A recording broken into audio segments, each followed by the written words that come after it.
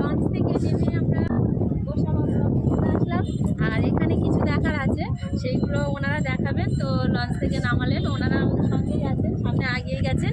তো এবার আমরা যাব গোসাবা ব্লকের দিকে, আর কি কি আছে সেটাও আপনাদের দেখাবো। তো চলে আসুন।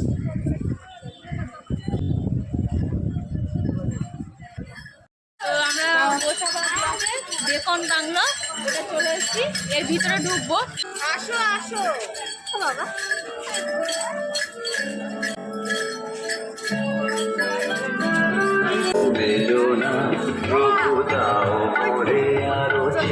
এখানে রবীন্দ্রনাথের সুন্দর গান হচ্ছে, আপনারা নিশ্চয়ই শুনতে পাচ্ছেন। আর এটা রবীন্দ্রনাথেরই বাংলো ছিল।